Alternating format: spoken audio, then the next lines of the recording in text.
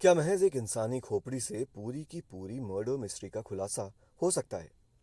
ये सवाल सुनने में बेशक अजीब सा लगे, लेकिन कई बार पुलिस की तफ्तीश में ऐसी ऐसी चौंकाने वाली कहानियों से पर्दा उठता है कि वाकई उनके बारे में सोचकर भी अजीब लगता है। तो आज आपको क्राइम की एक ऐसी ही कहानी सुनाएंगे जिसने पुलिस ने जंगल में पड़ी एक अदद इंसानी खोपड़ी से पूरे के पूरे मर्डर केस का ही खुलासा कर डाला। और इस कत्ल की सच्चाई जानकर पुलिस के साथ साथ पूरे शहर के लोग हैरान रह गए। मामला महाराष्ट्र के अमरावती जिले का है। यहाँ पुलिस को 4 अप्रैल 2022 को जंगल में एक इंसान की खोपड़ी पड़ी हुई मिली। असल में खटकाली के जंगल में इस रोज वन विभाग के कुछ कर्मचारी पेट्रोलिंग कर रहे थे और तभी उन्हें जंगल में पत्तों के ढेर के बीच ये खोपड़ी नजर आई। इस पर वन कर्मचारियों ने पुलिस को इस खोपड़ी की खबर दी और पुलिस ने मौके पर पहुंचकर मामले की जांच शुरू कर दी। पुलिस ने जब बड़े गौर से खोपड़ी वाली जगह के आसपास के इलाके का मुआयना किया तो पुलिस को वहां से खोपड़ी के साथ साथ महिलाओं के कुछ कपड़े और हड्डियां भी मिली। ऐसे में ये शक हो रहा था कि ये खोपड़ी और ये हड्डियां भी शायद किसी महिला की ही है। अब पुलिस ने इन सारी चीजों को बरामद कर फोरेंसिक जांच के लिए भिजवा दिया और जंगल से बरामद कपड़े भी सुरक्षित रख लिए। लेकिन इस मामले की तफ्तीश आगे बढ़ाने के लिए पुलिस को सबसे पहले मरने वाली महिला की पहचान पता करने की जरूरत थी। ऐसे में पुलिस ने आसपास के इलाके से गायब हुई महिलाओं के बारे में पता करना शुरू किया।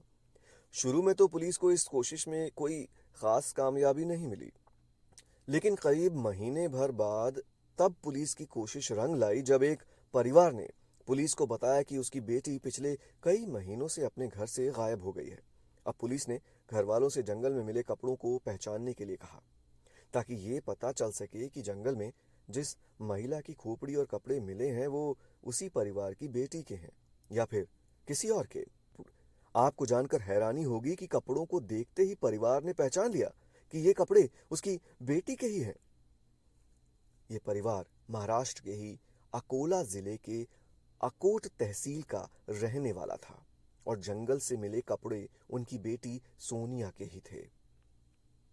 सोनिया शादीशुदा थी, लेकिन उसके पति की मौत हो जाने के बाद से वो पिछले कुछ सालों से अकेले रहती थी।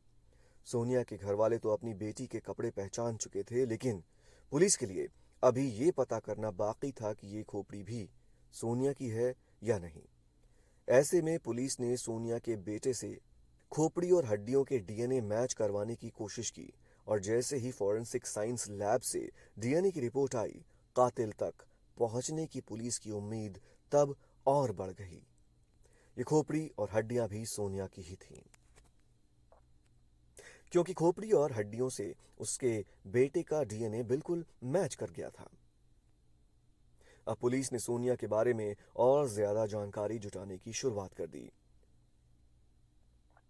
तफ्तीश आगे बढ़ाने पर पुलिस को पता चला कि अपने पति की मौत के बाद सोनिया अक्सर अमोल धर्म नाम के एक आदमी से मिला करती थी। दोनों घंटों बातें करते और कई बार अमोल धर्म उसके पास उसके घर पर ही रुक जाता था। ऐसे में अब अमोल धर्म शक के घेरे में आ चुका था, क्योंकि सोनिया की गुमशुदगी के बाद सबसे पहले तो उसी को पुलिस में जाकर रिपोर्ट लिखवानी चाहिए थी। लेकिन अमोल ने चुप्पी साध रखी थी। अब पुलिस ने अमोल को हिरासत में लेकर पूछताछ शुरू की। इस पर अमोल ने जो कहानी सुनाई उसे जानकर पुलिस वालों के भी रोंगटे खड़े हो गए। अमोल और सोनिया में रिश्ते बन चुके थे। सोनिया अब अमोल के साथ रहना चाहती थी, उससे शादी करना चाहती थी, लेकिन अमोल पहले से ही शादीशुदा था। वो अब सोनिया से पीछा छुड़ाना चाहता था, लेकिन सोनिया उसके पीछे पड़ी थी। ऐसे में उसने सोनिया को खुद से अलग करने के लिए उसकी जान ही लेने का खौफनाक फैसला कर लिया। साल 2022 के शुरुआती दिनों में एक रोज अमोल सोनिया को घुमाने के बहाने अपने साथ कटखाली के जंगल में लेकर गया और मौका देखकर तेज धार हथियार से गला रेत कर अपनी ही प्रेमिका की जान ले ली और फिर लाश को वहीं जंगल में ठिकाने लगाकर फरार हो गया।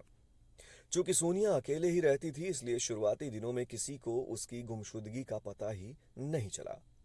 लेकिन जब महीनों गुजरने के बाद उसका कोई पता ठिकाना नहीं मिला तो फिर अकोला में रहने वाले उसके घर वाले परेशान हो गए और उन्होंने पुलिस में रिपोर्ट लिखवाई।